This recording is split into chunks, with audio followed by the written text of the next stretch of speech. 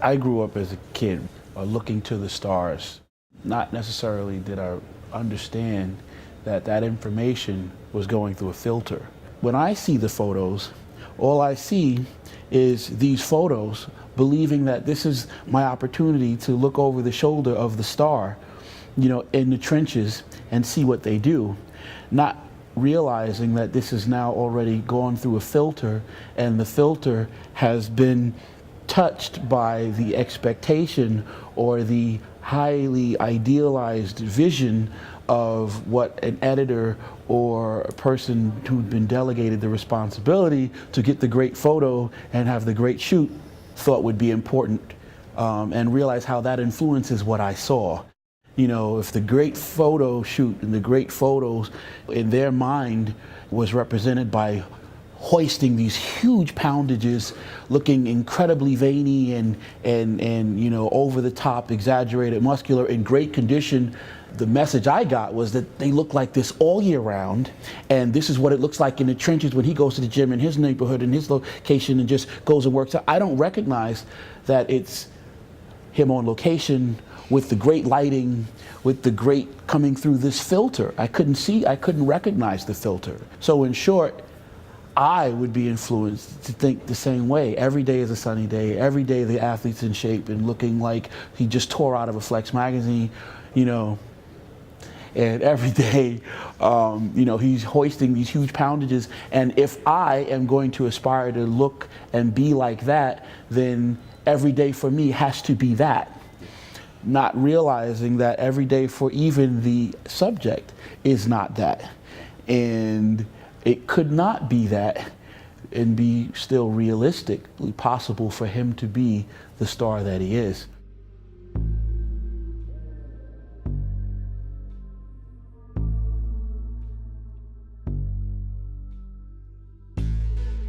Night is descending on Brooklyn, and it's time to do legs. When we began this day in the life video and photo shoot, Kai asked us what we would like to see when we got to the gym, expecting that we would want him to do a workout specifically for the camera. I told him, I don't want you to do anything special at all. In fact, I want you to ignore me completely. I want to show exactly what a real day in the life workout is like for Kai Greene a little over 2 months before the Olympia. In keeping with the theme of this series, we went to a gym near the projects that Kai has trained in throughout his career. We were joined there by his current training partner, Julian Mundell, an aspiring natural bodybuilder whom Kai met after going to one of Ian's posing classes. For this shoot, I brought nothing but myself and my camera. No assistants, no lights. I gave them no direction and asked that nothing be done for the camera. What follows is as real a workout with a top-tier bodybuilding pro as you will ever see on tape. But it is not bombastic, not loud.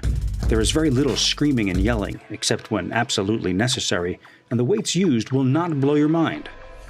Instead, what I witnessed this day is a very precise and scientific leg routine, which nevertheless is incredibly difficult, and which I defy anyone to match rep for rep. I will outline the workout as we go along, so that if anyone is inclined to, they can try it out for themselves. But the point is that what is commonly passed off in the bodybuilding world as hardcore is simply performing for the camera. Don't misunderstand me.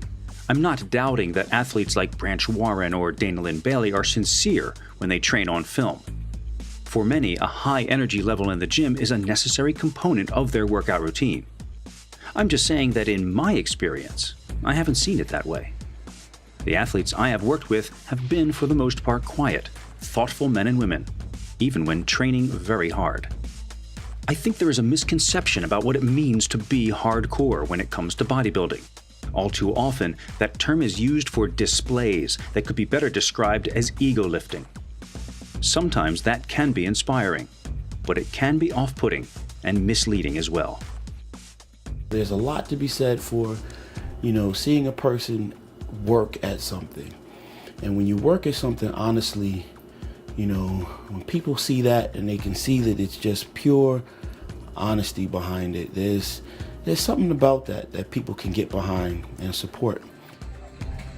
Real people that are buying the magazines and stuff, when they open the pages of the magazine and see Ronnie Coleman, that's a lifestyle that's separate and apart for me. So we look at that and we think that's the only way it is. But in truth, you can do it wherever you are if you just really want to get it done.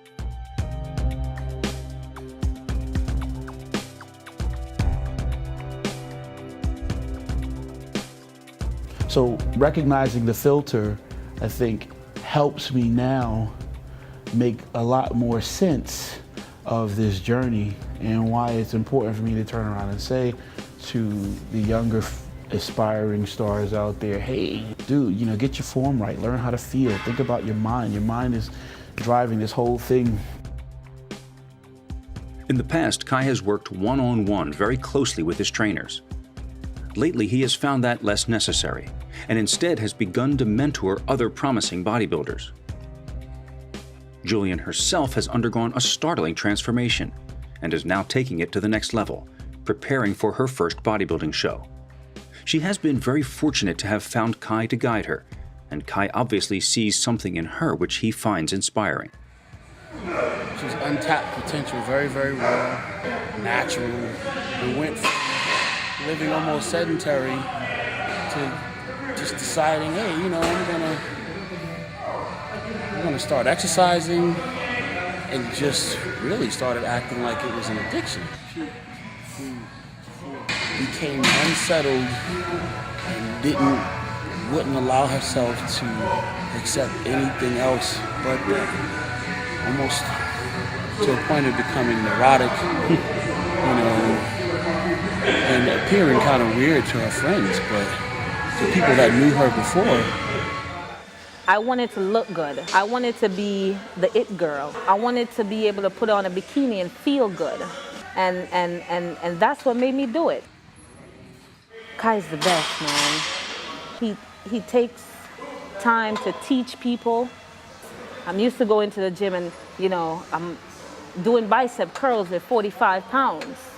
And when I met Kai, and I've never done more than 10 reps. Never. When I met Kai and he said 20 reps, everything 20 reps. It made me think, can I do 20 reps? And he said, it's not about the weights. You know, what is it? What is it that other people have that other people seemingly don't? You know, what is that? And then you'll see someone that just, hey man, every time you see them, they're lost in the work. Hey man, they can barely say hello to you because they're focused, they're getting into it. Okay. Nothing goes by. Next thing you know, they're reaping results like, wow, hey, excuse me, what did you do? They become the people you want to talk to. You almost want to engage them in a conversation in the locker, thinking that somehow it's going to unearth for you the secret. What the hell is that, you know? And I'm convinced, you know, seeing people like that, that's what it is. You know, I want this so bad that I'm gonna do everything I can do all day, you know, to get closer and closer to making that dream a reality. Not everybody that says it with their mouth is really gonna say it with their action. You know, saying it with your mouth versus saying it with your actions are two very different things. Very, very different things. And when you say it with your actions, I'm giving everything I have to this thing. That to say it passionately is with your mouth it may feel really good at the time. I think this is therapy for a lot of people, more than most will say.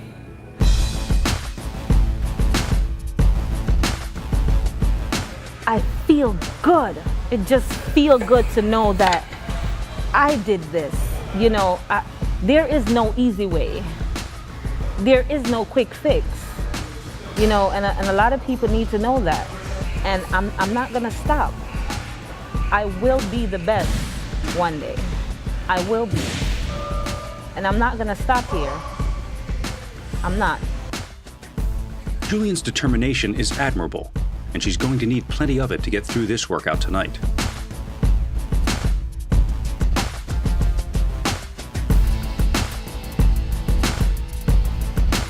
They move back upstairs for more of the workout. Kai insists on perfect form, complete extension, and complete contraction of the target muscle with every rep of every exercise. There will be no ego lifting here tonight. The weights used are not what is important. Julian begins to falter a bit during 6 rounds of leg extensions, but she doesn't quit, and the hardest part is yet to come.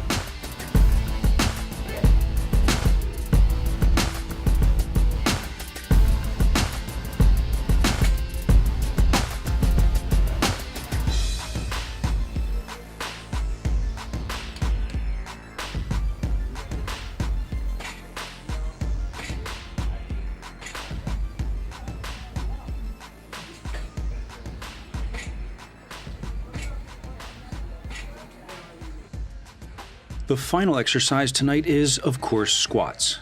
But by now, the athlete's muscles have been so taxed that there will be no need to load up the bar with photographically impressive weights. To their already tired legs, even a few plates will feel like a ton. This is where the mythology of the glistening, screaming athlete in the glossy photo shoot really crumbles and comes crashing down. Let's go. Let's go. 17. 19. Let's go. 20. Beautiful. Beautiful. Those photographs of Kai, for which he has now become famous, don't even come close to the daily reality that I am witnessing here. This is a slow, methodical, precise, thoughtful, civilized workout by a modern master of muscle building. Not a crazed, animalistic iron orgy. More than try to impress you with the thought of, wow, how much weight is he moving? Or, wow, how much cardio is that? Or, I want you to walk away with the thought that, hey man, all of those things are built on basic fundamentals. And regardless of whether or not you have access at this time or not to, bright lights, fancy cars, whether or not you even have people ready to film you today, if you work hard and you use these fundamentals with the intent to humble yourself before the discipline, you do it long enough, you too can find yourself in the same position. Success is something that you can attain, and it doesn't have to be thought to be something so foreign. I never talk about genetics. Nothing in this day is built around the wonder or not of Kai Greene's genetics. They're built around the specifics of doing certain things every day.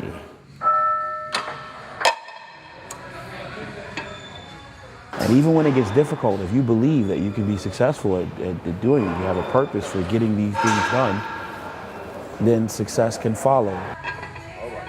Let's rock. 1, good. Let's go. Let's go. 3. Let's go. Now. 6. Let's go. Let's go. 7. Yep. Let's go. 9. Yep. Let's go. Let's go. 10. Drive. Good. Let's go. 11. Let's go. Let's go. Let's go. Now. Go. Let's go. Let's go. Let's go. Now. Go. 12. From the outset, the purpose of this Day in the Life video series has been to show the work that it takes to be an award-winning bodybuilder, no matter how unphotogenic and mundane it might be. Rock and roll. Yeah.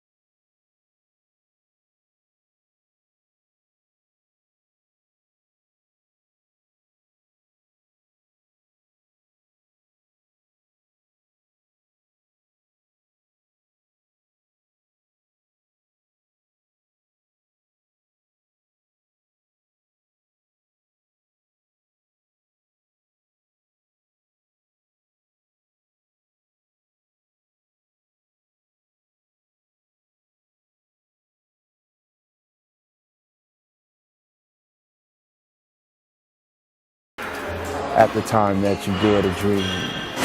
Just keep dreaming and keep working. You know, be honest about getting the work done, you know, and the better picture that you're looking to create for yourself.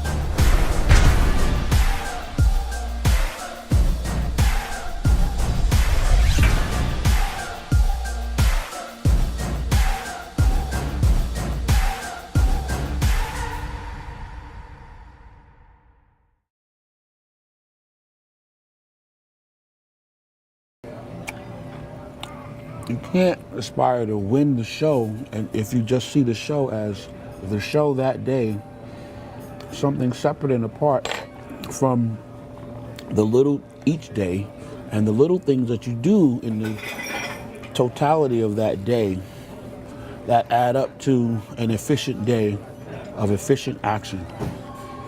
And stringing more days of efficient action together, ultimately you can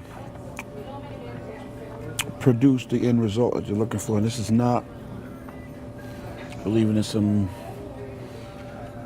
spiritual hocus pocus and mumbo jumbo that it's nonsense. No, this is recognizing the power you have in your own hand with the decisions that you make each day. You know, you work, and you're committed to something, and at times you don't even know what the hell you're committed to. It's just therapy.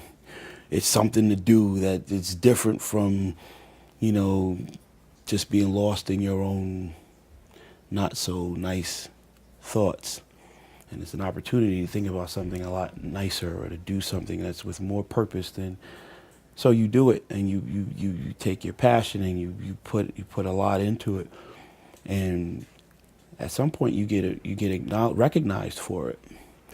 But with the recognition doesn't mean that the man is not with his own demons or without his own struggles.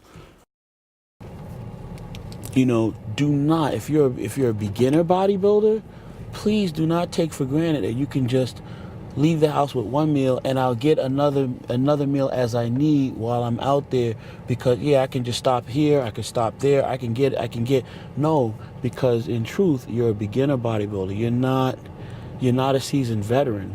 So there's certain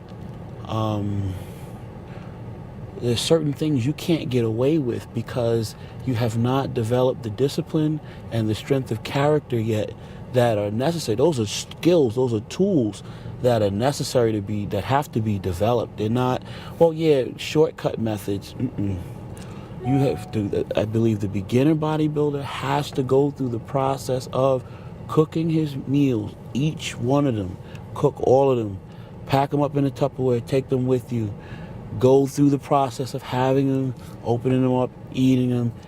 It's a little bit more difficult with each one because each one has been in Tupperware longer. So it becomes more of a testament to how bad do you want it? What is your commitment? Where is your true desire?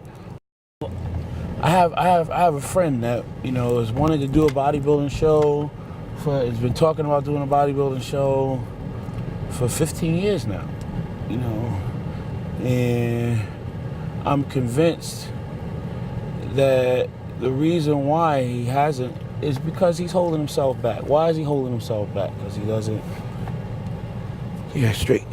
He'll start his diet. He'll get excited about it, He won't cook his food though. Every time I see him, he has no food with him.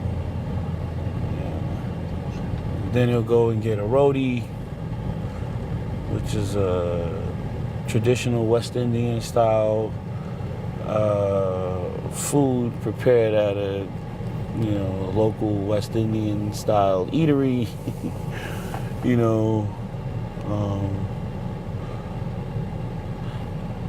And then, like I said, 3 weeks, 2 weeks is going by, still not on his diet. Yo, man, what happened to your diet? Well,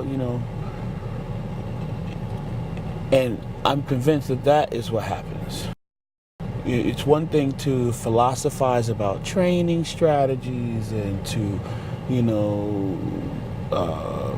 compare this philosophy versus another, argue about, how many grams versus how many grams is, but then there's something to be said for doing the damn thing.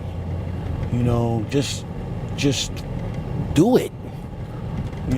Stop talking, stop trying to sound smart. You meet these people that want to engage you in these conversations and one up the professional bodybuilder. I know more about nutrition. Dude,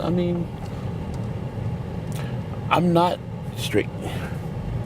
I'm not where I'm at because I know more about nutrition than everybody else on the planet. In fact, I dare say that the top bodybuilding athletes that are on stage are not the man on stage, you can make it right here, because they know more about training science and nutrition than the average person sitting in the audience. A lot of times the difference between the person in the audience and the person that's on stage doing it is the use of the knowledge. So success is not based on genetics. It's not based on how nice this car is. It's not based on how pretty my face is, how small my nose may need to look, or, whether or not I'm the right complexion. I have an 8-inch scar down the side of my face, but I have a camera in front of me more often than not. Which just means that, if you work hard and your work is recognized, the sky's the limit.